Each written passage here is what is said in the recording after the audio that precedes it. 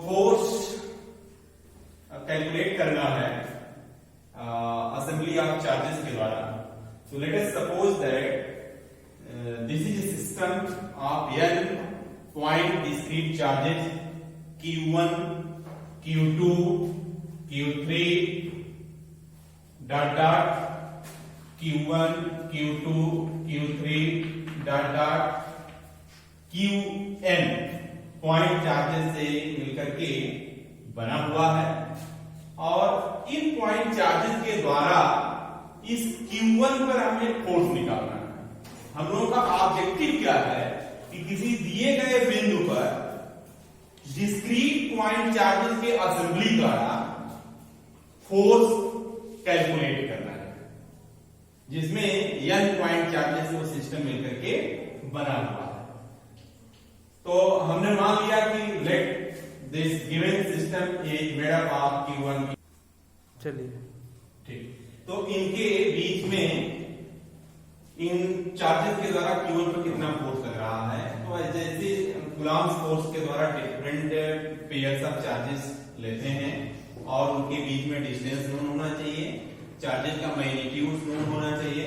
तो अलग अलग इनके बीच का जो पोजीशन वेक्टर है डिफरेंट पॉइंट चार्जेस का, ओरिजिन से सपोज कर लीजिए Q2 का वेक्टर R2 है, Q3 चार्जेस का ओरिजिन से जो पोजीशन वेक्टर है वो वेक्टर R3 है, Q1 का R1 है. इसी तरीके से nth पॉइंट चार्ज का जो पोजीशन वेक्टर होगा वो Rn होगा. Position vector R1, R2, R3 dot dot Rn represents the respective position vectors of the charges from origin. अब हम दो चार्जेस लिए Q2 एंड Q1.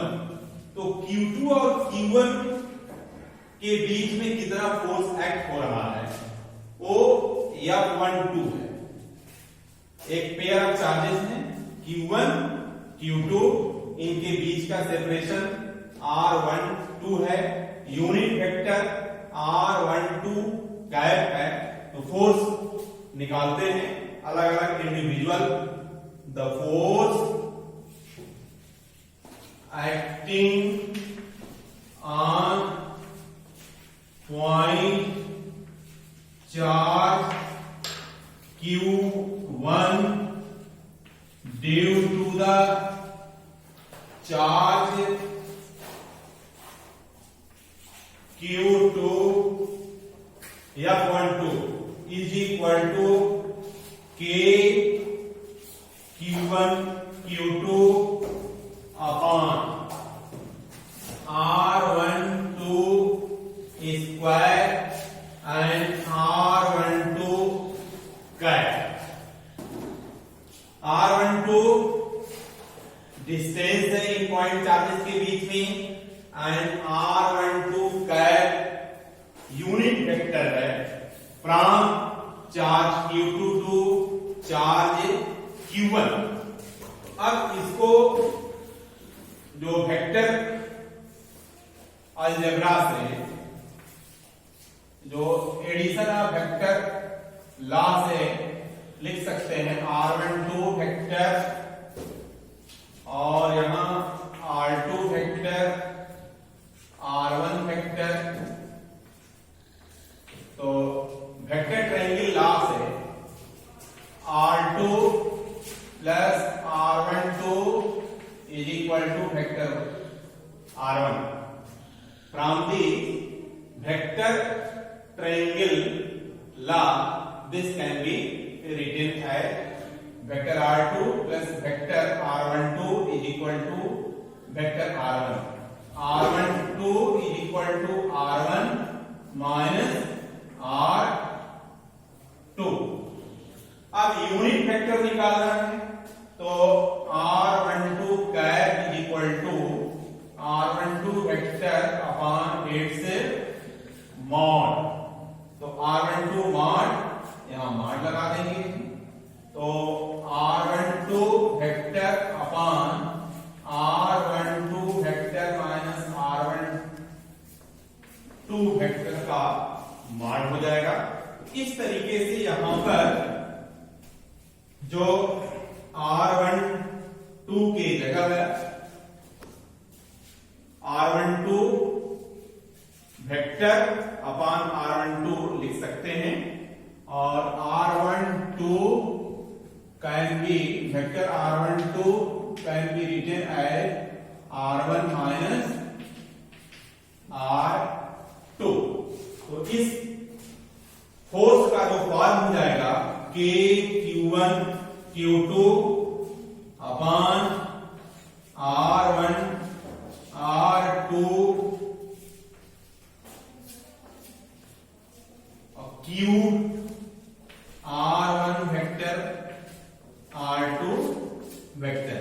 इस तरीके से जो वेक्टर फॉर्म में फोर्स हो जाएगा, force on q1 due to charge q2 is equal to k q1 q2 upon mod of vector r1 minus r2 का cube and vector r1 minus vector r2, या संक्षिप्त फॉर्म में इस तरीके से लिख सकते हैं।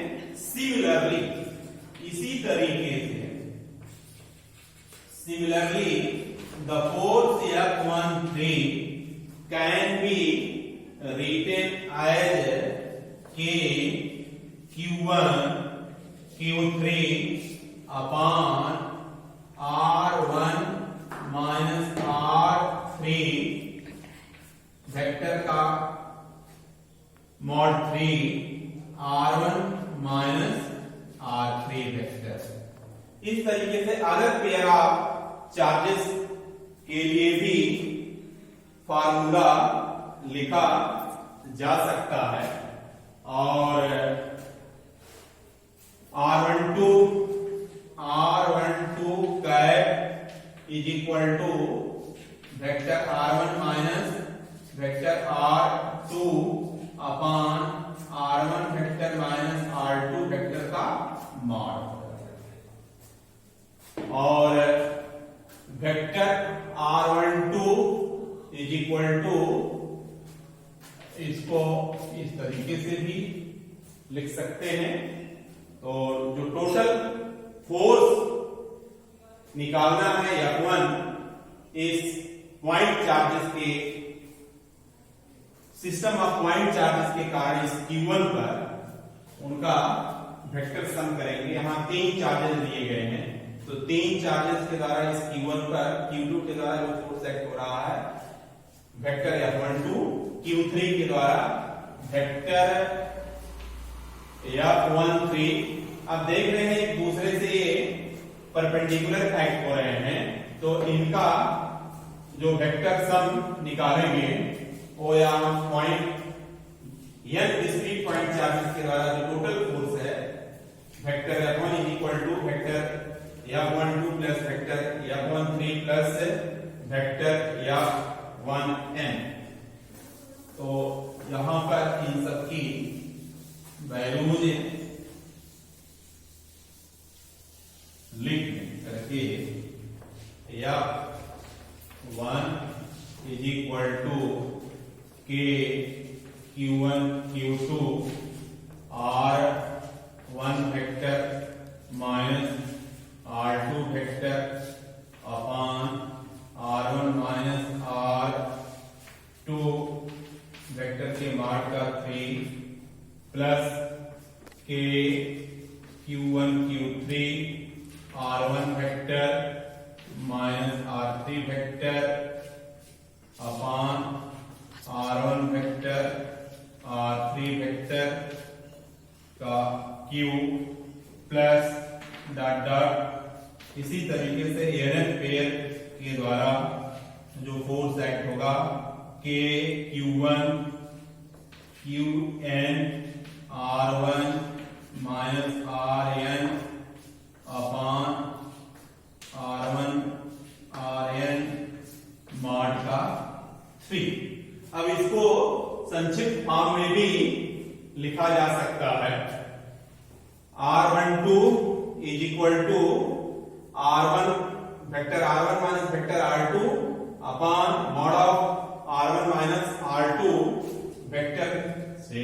तो similarly this can be written as in concise form r12 cap upon r12 square plus k q1 q3 upon r13 square r13 cap plus dot dot k q1 qn r1n cap upon r1n square.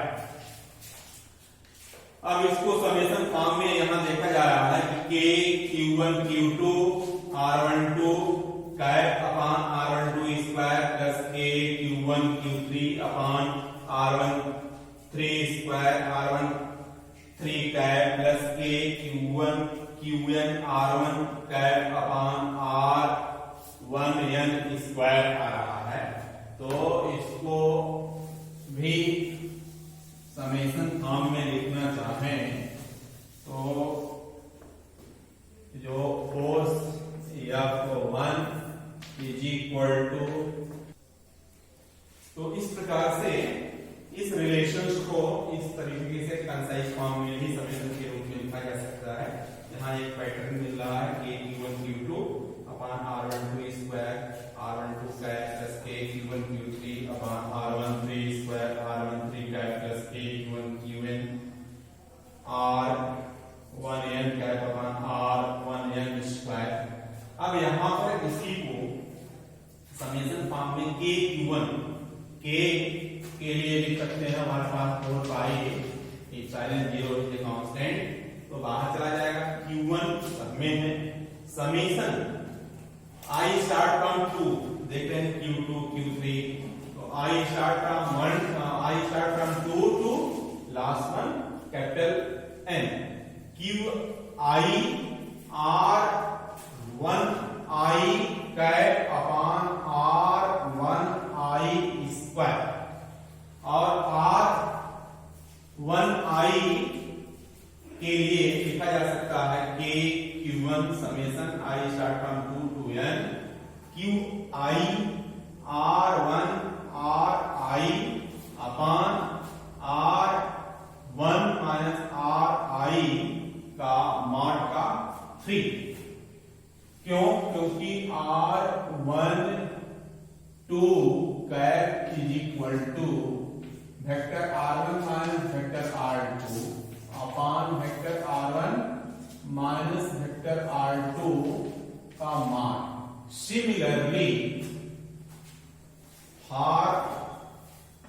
r1 I cap के लिए vector r1 minus vector r I upon mod of r1 r I लिख सकते हैं।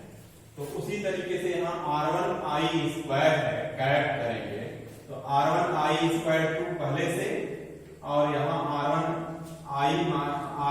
Minus r I mod यहाँ आकर के 3 power में raise हो जाएगा। इस तरीके से हम लोगों ने पूरा डेरिवेशन कर लिया है। Expressions for force at a point due to assembly of discrete point charges. क्या मिला कंसाइज फॉर्म में? F1 is equal to k q1 summation I start from 2 to n q I r1 I cap upon r1 I square. इस तरीके से topic खत्म हुआ और next अब इसमें देख लेते हैं electric field. The next topic is electric field. Electric field is very important topic, चलिए उसको भी डिस्कस करते हैं। इलेक्ट्रिक शुरू कीजिए।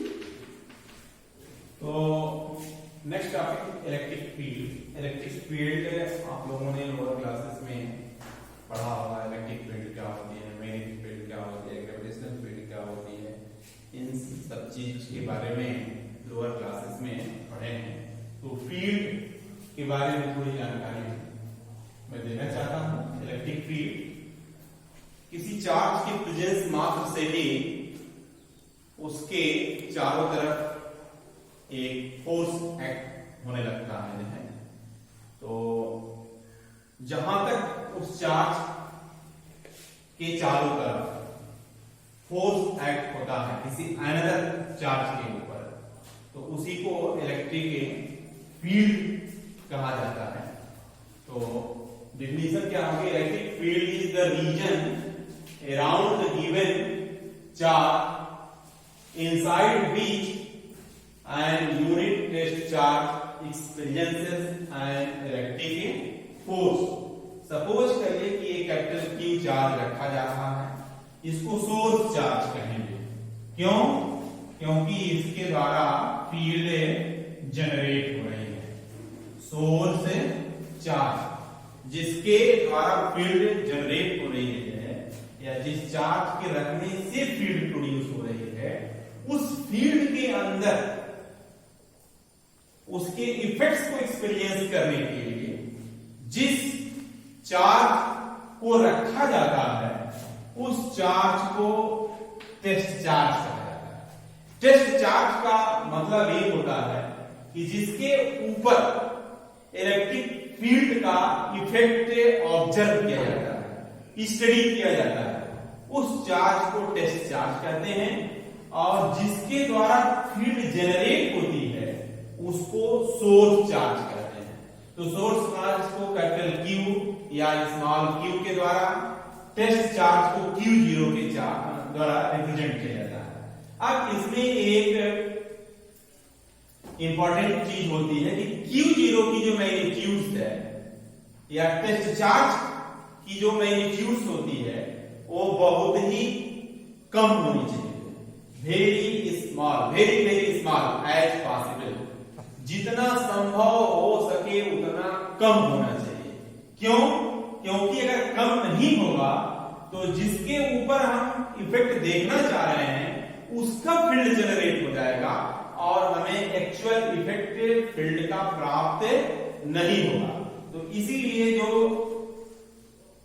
इसकी फील्ड इंटेंसिटी की फार्मूला होगा या डेफिनेशन होगा, तो लिमिट Q0 टेंड्स टू 0 या अपॉन Q0 होता है। इस लिमिट Q0 टेंड्स टू 0 का मतलब होता है कि the magnitude of test charge should be very small as possible. क्यों? क्योंकि अगर इसकी वैल्यू डिफिनिट कुछ होगी, जो है मेजरेबल होगी, तो उसके द्वारा फील्ड जनरेट होगी और ट्रू या एग्जैक्ट वैल्यू हमें इलेक्ट्रिक फील्ड की एट दैट पॉइंट नहीं मिलेगी। तो ये रहा फील्ड की बात कि किसी सोर्स चार्ज के द्वारा उसके चारों तरफ के क्षेत्र में, एक निश्चित दूरी तक के क्षेत्र में किसी दूसरे चार्ज के ऊपर जो फोर्स एक्ट होता है वह रीजन उस चार्ज के चारों तरफ का इलेक्ट्रिक फील्ड कहलाता है। अब नेक्स्ट टॉपिक इसी में इलेक्ट्रिक फील्ड इंटेंसिटी आती है। तो electric field intensity is defined as it is the ratio of force experienced by the unit positive test charge inside the electric field at a point. Suppose करिए कि यहां से r distance away कोई test source charge Q है, इसके चारों तरफ field generate हुई है। इससे r डिस्टेंस अवे पर कोई पॉइंट P है जहां पर Q0 टेस्ट चार्ज रखा गया है और फोर्स इसके ऊपर कैपिटल F एक्ट हो रहा है। तो इलेक्ट्रिक फील्ड इंटेंसिटी के लिए जो फार्मूला होगा लिमिट Q0 टेंड्स टू 0 या अपॉन Q0, या सिंपली ये कहें कि electric field intensity is the ratio of force experienced by the unit positive test charge या बाय Q0। अब इसकी SI यूनिट जो होगी, SI यूनिट या electric field is equal to F upon Q0। Electric field force और charge पर depend कर रही है, तो फोर्स की जो यूनिट है हम लोग जानते हैं, force is measured in newton and charge is measured in coulomb. So the SI unit of electric field will be newton upon coulomb और वोल्ट पर मीटर भी होता है।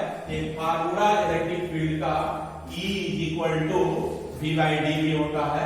नेक्स्ट टॉपिक में इसको स्टडी किया जाएगा। With this formula the unit of electric field will be volt per metre. This unit is asked in examination, so students be conscious, remember it. And its dimension, electric field की जो dimension होगी वो m/3a-1 होगी। इसको निकालने के लिए बताया गया कि electric field is equal to force upon charge, test charge. Force की डायमेंशन mL/t-2 होता है, जानते हैं आप लोग। चार्ज को charge I is equal to Q by T होता है, then Q is equal to I into T।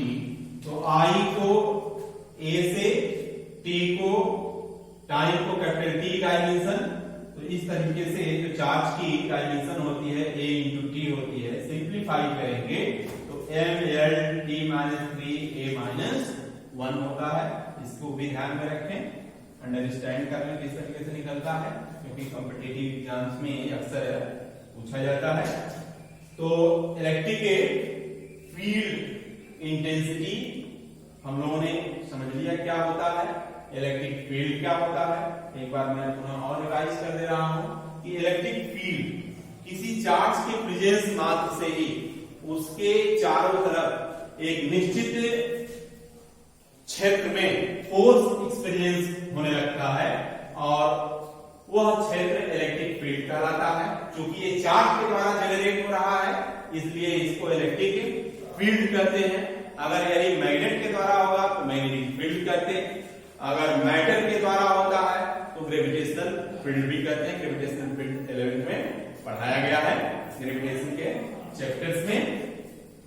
Intensity, कितनी उसकी इंटेंसिटी है उसको निकालने के लिए फोर्स और टेस्ट चार्ज, तो किसी चार्ज के ऊपर जितना फोर्स ज्यादा लगेगा उस पॉइंट्स पर फील्ड के अंदर इलेक्ट्रिक फील्ड इंटेंसिटी उतनी ही ज्यादा होगी। SI unit of electric field Newton upon coulomb हो गया, या वोल्ट पर मीटर भी होता है। दोनों ही यूनिट्स को ध्यान में रखना है, रिमेंबर रखना है। Dimension of electric field E is equal to mL/t-3a-1 होता है। What does mean by physical significance of electric field? Electric field के फिजिकल सिग्निफिकेंस क्या होता है? तो फिजिकल सिग्निफिकेंस का मतलब ये होता है कि किसी चार्ज के द्वारा उसके चारों तरफ के क्षेत्र में एक निश्चित दूरी तक फील्ड जनरेट हो जाती है, ER electric field is position dependent. Electric field is position dependent. साथ ही उस फील्ड के अंदर कोई चार्ज रखते हैं तो उस पर एक इलेक्ट्रोस्टैटिक फोर्स भी कार्य करने लगता है। तो हम चाहें तो किसी सोर्स चार्ज के द्वारा फील्ड फाइंड आउट कर लें, या अगर फील्ड मालूम है तो किसी चार्ज के ऊपर इलेक्ट्रोस्टैटिक फोर्स यानी इलेक्ट्रिक फोर्स कैलकुलेट कर सकते हैं। तो electrostatic force is equal to charge into electric field. इस फार्मूले का यूज कर लेंगे, E is equal to F by Q0 से। तो दो चीजें हमें इससे इसका फिजिकल सिग्निफिकेंस है इलेक्ट्रिक फील्ड का। तो आज इतना ही टॉपिक में, आप लोग इसको ध्यान से पढ़िए, समझिए। किसी भी स्टेप में कहीं कोई डिफिकल्टी आते हैं तो उसको आप फिजिक्स डाउट वाले ग्रुप में सेंड कीजिएगा, उसको बताने का मैं प्रयास